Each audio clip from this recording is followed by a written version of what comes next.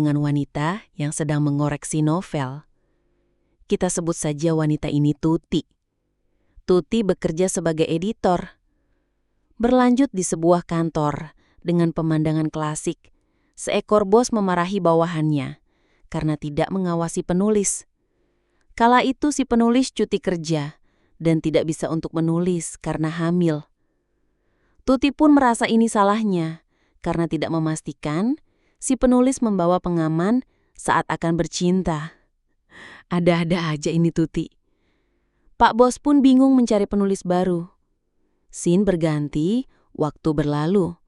Seorang laki-laki tampan memperkenalkan dirinya di depan kelas. Kita sebut saja Wahyu. Wahyu ini guru esai. Seperti guru pada umumnya, Wahyu menegur siswa yang bandel dan menerangkan pelajarannya kembali. Berlanjut di kantornya Tuti. Berkat rekomendasi Pak Bos, Wahyu menjadi penulis novel di kantornya. Pada saat asik-asiknya aku ngegibahin Wahyu, tiba-tiba Wahyu ada di belakangnya, membenarkan perkataan Tuti. Berlanjut di ruangan Pak Bos. Ternyata Tuti, Pak Bos, dan Wahyu satu alma mater. Pak Bos pun bertanya, apakah Wahyu ingat Tuti? Jawaban Wahyu meledek Tuti saat menggibahinya.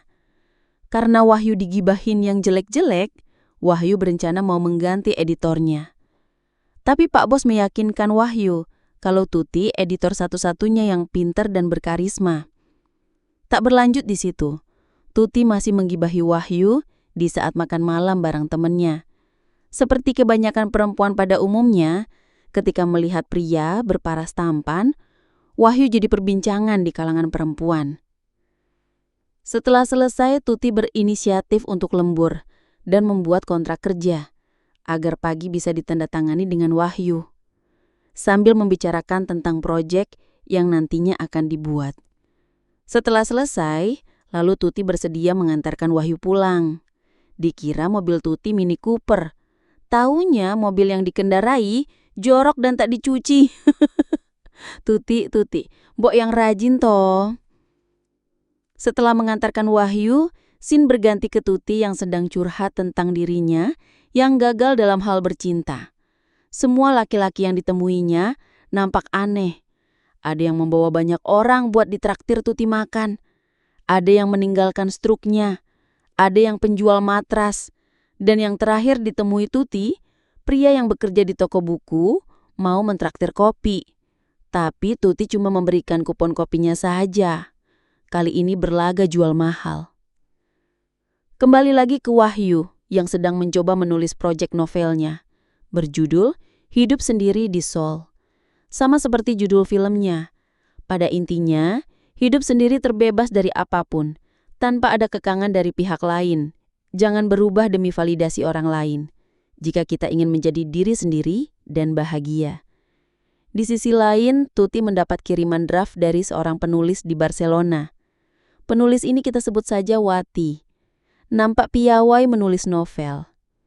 Pak Bos menyuruh Tuti agar Wahyu menulis tentang cinta pertama. Bergegaslah Tuti menemui Wahyu. Pendapat Wahyu pun bertentangan dengan dirinya. Seperti meminta vegetarian menulis tentang makanan daging. Saking lamanya menjomblo, Wahyu tak ingat kapan cinta pertamanya. Karena terlalu sering disakiti. Ada yang ditinggal tunangan, ada yang alasannya klasik, kamu terlalu baik, ada yang mencampakkannya. Sedih ya jadi Wahyu, padahal ganteng loh. Makanya Wahyu bilang tidak ada yang namanya cinta pertama. Tapi Tuti mendengar dari Pak Bos, Wahyu punya cinta pertama. Mau tidak mau Wahyu menulis tentang cinta pertamanya. Diceritakan pertemuan cinta pertama Wahyu. Dikerjalin dengan wanita pada saat interview kerja. Kira bos, nyatanya si wanita juga karyawan biasa. Ketika sedang istirahat, Wahyu memisahkan diri untuk membaca buku. Ternyata itu tempat rahasia si wanita. Sepik-sepik gokil kan? Padahal pengen deket. Lama-lama makin deket. Benih-benih cinta pun tumbuh bersemi di kedua insan. Sampai Wahyu ngasih surprise ulang tahun. Cerita di sini bersambung. Buru-buru Wahyu mengirim draft ke Tuti dengan ceritanya. Tuti pun penasaran akan kelanjutan ceritanya, dan Wahyu melanjutkan tulisan kisah cinta pertamanya. Ketika itu, Suasana sudah tak lagi sama. Mulai ada keretakan di antara hubungan mereka. Malah asik dengan teman kerja yang lain. Dan si wanita menghilang tanpa kabar. Wahyu galau dengan kesendiriannya. Setelah berpikir jernih dengan kegalauannya, Wahyu menyenangkan diri sendiri dengan cara berbelanja barang dan memakan makanan yang enak-enak. Pokoknya, jomblo itu tidak terlalu menyedihkan. Kesendirian juga menyenangkan. Tanpa ada beban, kembali ke Tuti yang curhat dengan bestinya. Ingat kan? Pria yang bekerja di toko buku, sekarang dia memberikan Tuti hadiah gelas. Tidak hanya satu, melainkan dua. Tuti pun terpesona menyikapinya. Tuti baper cuy saat menunjukkan chat ke temannya. Dalam pesan tersebut, Tuti memberi isyarat akan bertemu pekan depan. Si besti pun mewanti-wanti, Tuti pasti akan kecewa dibuatnya.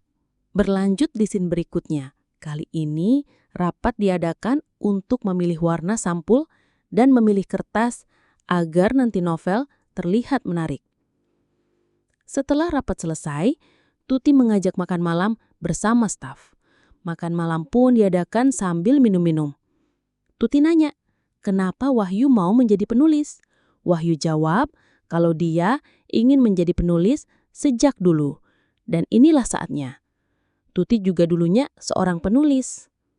Setelah melihat buku yang diterbitkan, dibaca dengan orang lain, Tuti bangga. Sejak saat itu, Tuti termotivasi membuat buku yang bagus. Lagi asik-asiknya minum, pria yang kerja di toko buku kebetulan datang di tempat makan. Tuti dengan refleks sembunyi dan masuk ke dalam toilet. Dengan wajah bingung, Wahyu nyamperin Tuti, bertanya, ada apa? Apa Tuti mabuk? Sampai-sampai masuk ke dalam toilet pria. Sekaligus menanyakan, apa kenal sama pria yang baru masuk tadi? Sudah pasti kenal. Terus kenapa? Emang punya hutang? Ucap Wahyu. Bukan itu, dikira dia menyukaiku, jawab Tuti. Dan hanya orang pemberanilah yang pantas mendapatkan si cantik. Wahyu ketawa dong dan mengajak keluar tanpa kelihatan. Sambil mengendap-endap pergi, mereka berdua hampir ketahuan. Untungnya, Wahyu punya ide agar tidak ketahuan. Setelah pergi agak jauh, tali sepatu Wahyu terlepas dan Tuti membenarkannya. Disinilah momen terbawa suasana. Padahal dikit lagi, ada saja penghalangnya. Sesampainya di rumah, Wahyu mau banget bertukar pesan, tapi diurungkan. Entahlah, dia berpikir hubungan singkat itu hanya kesenangan. Agar tidak terlalu memikirkannya, Wahyu lanjut menulis sampai hampir rampung dan mengirim draftnya ke Tuti. Secara kebetulan, Wati pun menyelesaikan tulisannya. Tuti mengadakan rapat dan meminta untuk menghubungi Wahyu. Sayangnya dia tak ada kabar sejak makan malam itu. Yang mengejutkannya, karyawan cupu ingat kejadian pas makan malam. Tapi ternyata Wahyu dan Tuti dikira berhantam cuy. Karyawan yang satu lagi menduga kalau Wahyu lagi stuck, memiliki hambatan untuk menulis. Tuti pun berinisiatif menjenguknya. Tapi tak ada yang mau, terpaksa dia sendiri berangkat. Di rumah Wahyu sedang berantakan, sampai Tuti tak diperbolehkan masuk. Naasnya saat mau sebat di balkon, Wahyu kekunci dari dalam. Tutilah yang dimintai tolong. Pada akhirnya, Tuti bisa masuk ke rumah Wahyu. Di saat membuat kopi, wah enak nih, dikira buat Tuti, ternyata buat sendiri. Wahyu nggak peka banget ya. Tuti meminta anggur merah saja, belum juga diminum, sudah ngusir. Tuti pun mengalihkannya agar tak diusir, sambil mencari lagu yang ingin ia dengar. Dan bersantai-bersantai. Tuti bertanya, kok tak ada kabar? Apa karena kejadian semalam? Wahyu pura-pura tak ingat, lalu Tuti belak-belakan membicarakannya. Wahyu menyangkalnya. Ternyata Wahyu ingat guys. Tuti langsung aja ngomong, "Apa Wahyu suka?" sambil memberikan kode-kode. Lagi-lagi Wahyu tak peka, sampai Tuti mulai agresif.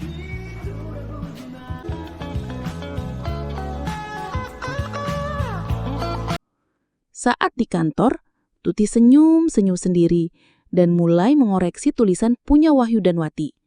Si Wati ternyata sudah ada di Korea guys. Ingat kan? Wati itu penulis yang sedang di Barcelona. Saat si Cupu mengoreksi tulisan keduanya, beberapa episode nampak mirip, tapi beda. Tuti pun penasaran dengan Wati.